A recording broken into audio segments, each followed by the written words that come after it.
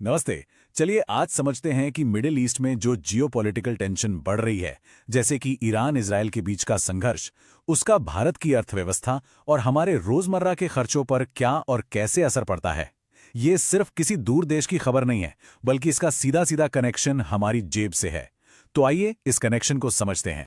तो सबसे बड़ा सवाल यही उठता है, हजारों मील दूर चल रहा एक झगड़ा आखिर हमारे किराने के सामान की कीमतों पर असर कैसे डाल सकता है। इस पूरी बातचीत में हम इसी गुत्थी को सुलझाने की कोशिश करेंगे। ठीक है, तो शुरू करते हैं। सबसे पहले यह समझना जरूरी है कि इस पूरी आर्थिक कहानी में मिडिल ईस्ट इतना अहम क्यों है। इसका जवाब छिपा है एक बहुत ही खास जगह में, स्ट्रेट ऑफ हॉर्मुज। ये तेल के ट्रांसपोर्ट का एक मेन समुद्री रास्ता है और इसे एक क्रिटिकल चोक पॉइंट माना जाता है, यानी एक ऐसा तंग रास्ता जहां से दुनिया का बहुत सारा ट्रैफिक गुजरता है। अब जरा इस आंकड़े पर गौर कीजिए। दुनिया की टोटल ऑयल सप्लाई का लगभग 20% हिस्सा सिर्फ इसी एक रास्ते से होकर गुजरता है। सोचिए, सिर्फ एक रास्ते से। इसीलिए इस इलाके में जरा सी भी गड़बड़ी पूरी दुनिया के लिए चिंता का कारण बन जाती है। और भारत के लिए तो ये बात और भी ज्यादा मायने रखती है। क्यों? क्योंकि भारत अपने जरूरत का 80% से भी ज्यादा कच्चा तेल बाहर से मंगवाता है। मतलब हम बहुत हद तक इस पर निर्भर हैं। और यही निर्भरता हमें ग्लोबल कीमतों में होने वाले उतार चढ़ाव के लिए बहुत सेंसिटिव बना देती है। तो अब आगे बढ़ते हैं और देखते हैं कि ये जो जियोपॉलिटिकल रिस्क है वो असल में तेल के ऊपर नीचे होती कीमतों में कैसे बदल जाता है। तो होता यह है कि जब भी तनाव बढ़ता है ना, तो बाजार में एक रिस्क प्रीमियम जुड़ जाता है।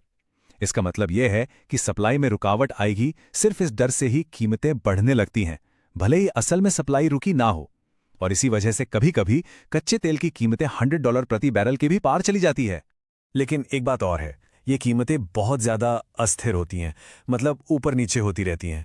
जैसे ईरान इजराइल जैसे किसी भी तनाव की खबर आती है तो कच्चे तेल के दाम 7% तक उछल सकते हैं। लेकिन अगर सप्लाई के रास्ते खुले रहते हैं तो कीमतें फिर से गिर भी सकती हैं, जैसा कि हाल ही में हुआ भी था जब ब्रेंट क्रूड $70 प्रति बैरल से नीचे आ गया था। तो भारत के लिए असली मुश्किल तब खड़ी होती है जब कीमतें लंबे समय तक ऊंची बनी रहती हैं। अब आते हैं उस हिस्से पर जो हम सबको सबसे ज्यादा असर करता है, यानी ग्लोबल तेल की कीमतों का सीधा असर आम भारतीय पर कैसे पड़ता है। ये ना एक चेन रिएक्शन की तरह काम करता है। सबसे पहला स्टेप, दुनिया में तेल महंगा होता है। दूसरा, भारत का इंपोर्ट बिल बढ़ जाता है। तीसरा, हमें पेट्रोल पंप पर ज्यादा पैसे देने पड़ते हैं।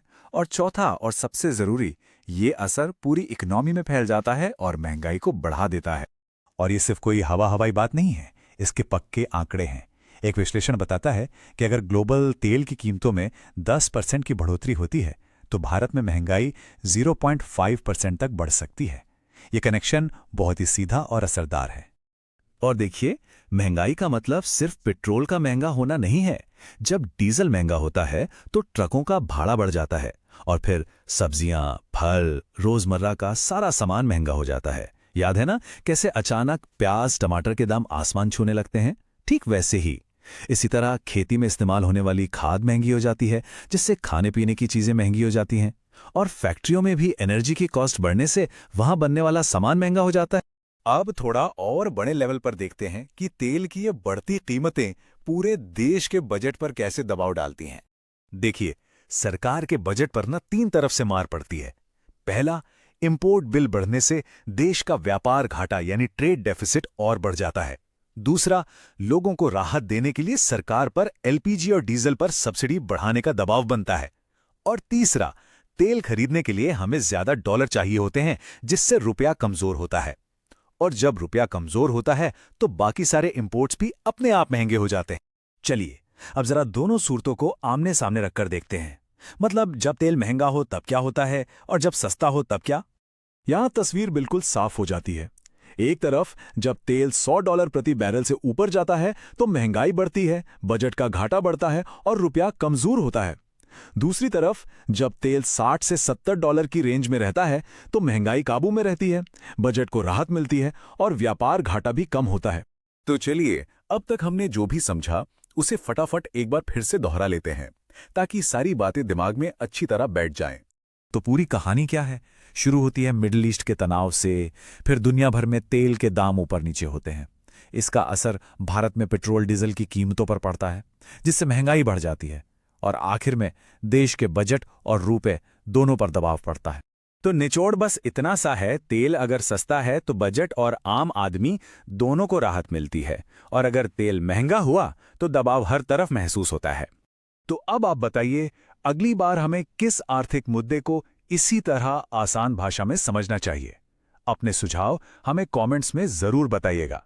मिलते हैं अगली बार एक नए टॉपिक के साथ।